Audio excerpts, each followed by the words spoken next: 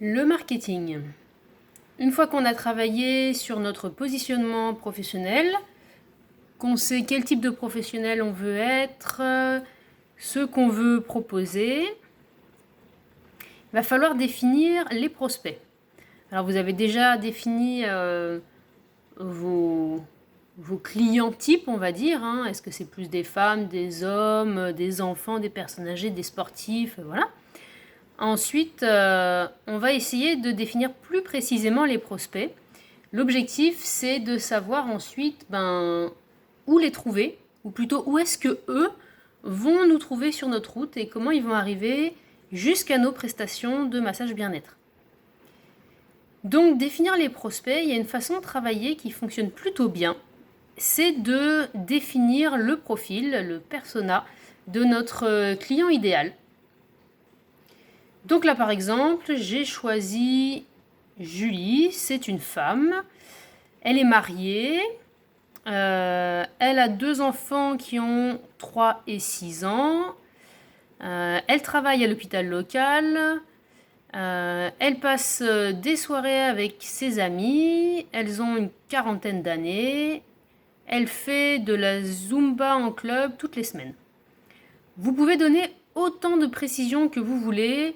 L'objectif, c'est vraiment de retracer vraiment la vie de cette personne. Par exemple, ses enfants, on pourrait dire, tiens, le petit, il fait de l'éveil à la musique, au conservatoire, et puis le grand, il fait du cirque dans l'assaut, machin truc, et puis, voilà, c'est chercher à définir autant que possible, on va dire, la vie de votre client, vos clients types, et vous allez voir que ça va permettre de savoir comment entrer en contact avec les prospects. Alors, rentrer en contact, pour ça, on va avoir besoin de moyens de communication. Et il va falloir, avant de créer le moindre support de communication, savoir à quoi il va servir. C'est-à-dire que, par exemple, on se dit souvent, tiens, je vais faire une carte de visite parce qu'il me faut une carte de visite. Oui, alors à quoi va servir la carte de visite ? Si tous les gens qui arrivent chez vous arrivent finalement par votre site internet, votre carte de visite peut servir.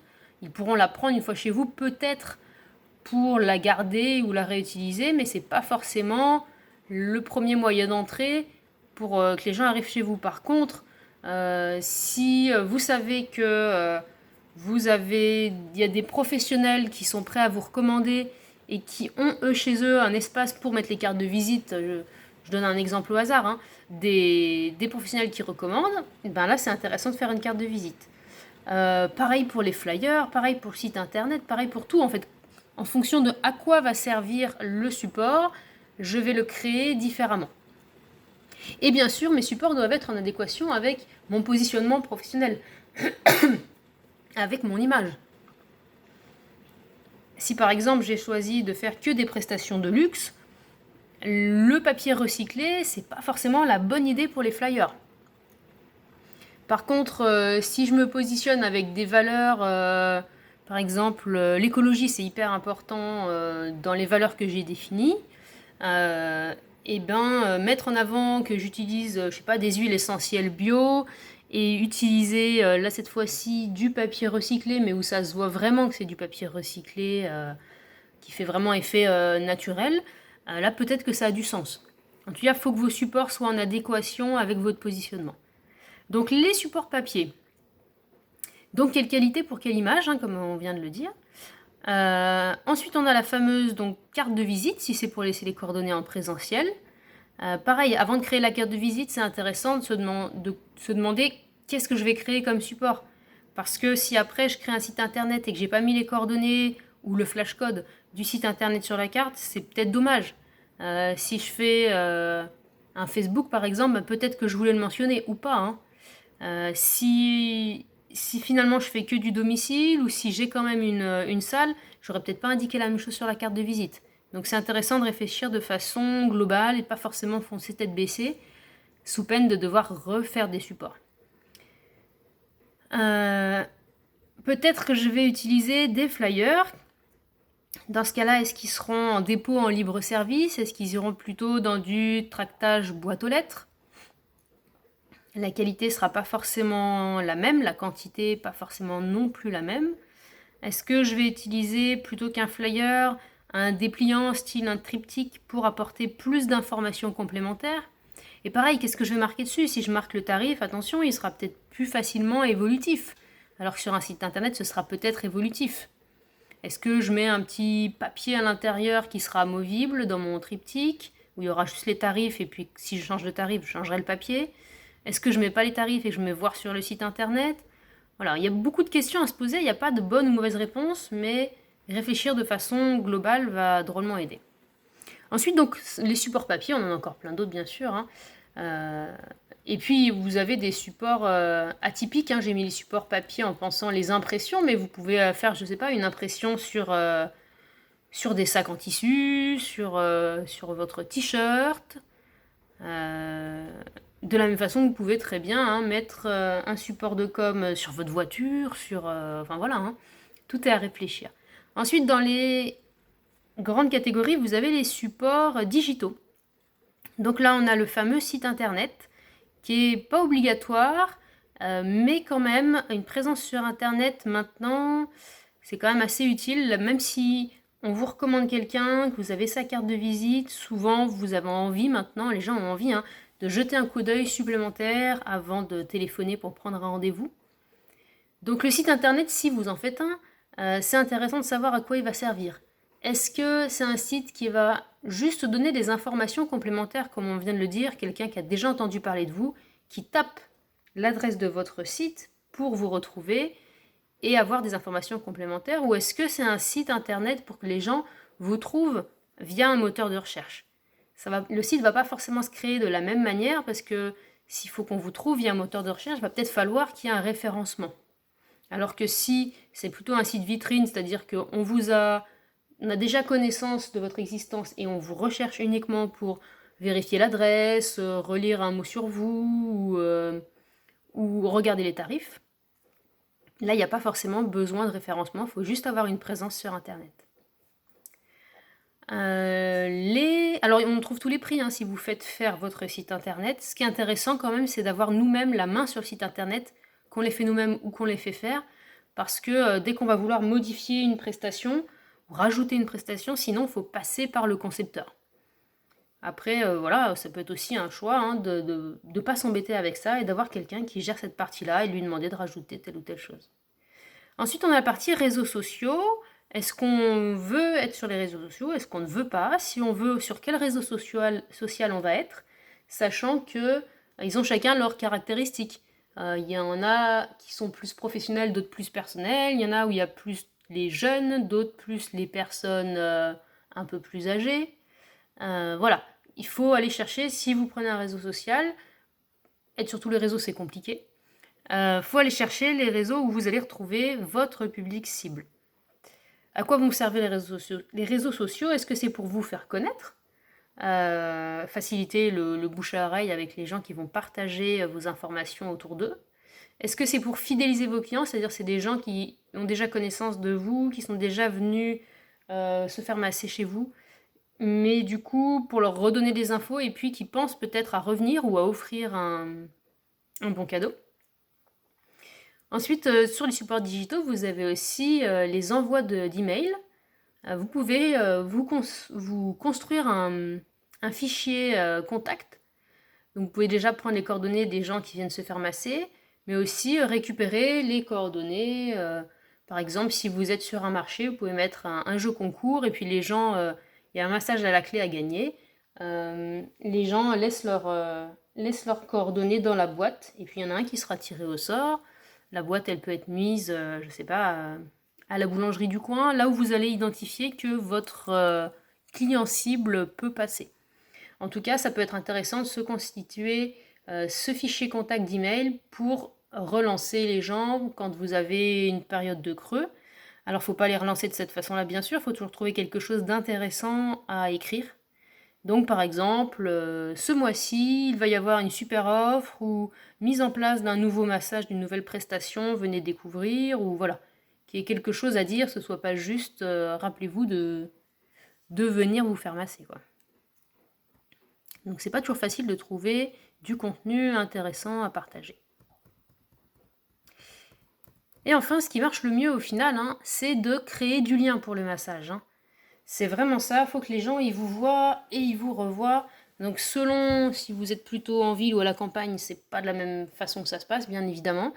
Mais soit qu'ils vous voient vous en présentiel, soit qu'ils voient vos supports un peu partout.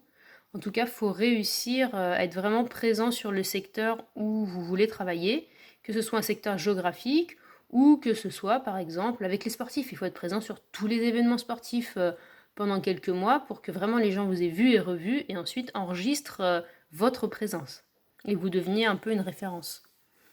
Vous pouvez essayer donc de participer à des événements locaux, de créer des synergies avec des associations locales, par exemple, si c'est pertinent, d'identifier ce qu'on appelle des prescripteurs. Donc là, c'est un peu comme le bouche à oreille, mais le bouche à oreille professionnel. Donc ça va avoir un impact un peu différent. C'est par exemple le psychologue qui va donner votre carte en disant à la personne, voilà, vous avez bien travaillé sur le plan plus intellectuel, maintenant vraiment votre corps est complètement noué de partout, vous empêche d'avancer finalement, si on allait donner une place à votre corps pour ensuite revenir continuer votre thérapie. Par exemple, voilà, ça peut être ça, ou la sage-femme qui va suggérer votre prestation parce que vous avez choisi de vous spécialiser pour les femmes enceintes, voilà. Ensuite, on va revenir sur notre fameuse Julie de tout à l'heure et puis voir ce qu'on peut faire avec ce qu'on a identifié d'elle tout à l'heure. Je vous ai mis des exemples, mais vous pouvez en trouver vraiment énormément. Et bien Julie, comment elle pourrait arriver jusqu'à nous? Elle pourrait arriver jusqu'à nous grâce à une carte cadeau. Par exemple, que son mari lui aurait offert pour Noël, pour son anniversaire ou leur anniversaire de mariage, pour la Saint-Valentin. Comment le mari, par contre, va avoir connaissance de nous pour offrir la carte cadeau? Alors peut-être qu'on peut mettre des publicités pour les cartes cadeaux dans les commerces de proximité, dans les boîtes aux lettres par exemple avec une mention spéciale pour Noël ou pour la Saint-Valentin. Peut-être dans les vestiaires de l'hôpital où Julie travaille, si c'est pas un flyer punaisé au mur, mais un flyer qu'on peut ramener à la maison, parce que si elle veut se faire masser et que c'est bientôt son anniversaire, elle se dit tiens, je vais laisser ça traîner à la maison, on verra si ça donne une idée à quelqu'un. Peut-être par la page Facebook. Voilà, comment en gros le mari peut avoir idée de lui offrir le bon cadeau. Julie, elle peut aussi, quand elle sort par exemple dans un bar, boire un coup avec ses copines, elle peut aussi trouver notre flyer, voir un encart publicitaire sur le menu, ou carrément nous voir en présence en train de masser pour une soirée à thème de massage par exemple, avec une chaise de massage assis par exemple. Elle peut aussi recevoir une carte cadeau pour la fête des mères.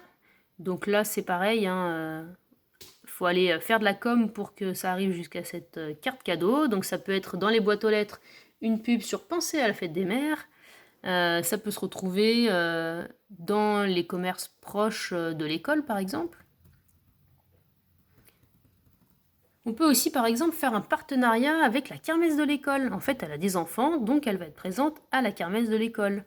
Il peut y avoir un bon cadeau offert pour la kermesse en échange de pubs le jour de la kermesse où ils vont le dire au micro ou par exemple afficher un de vos supports bien visible près de la buvette.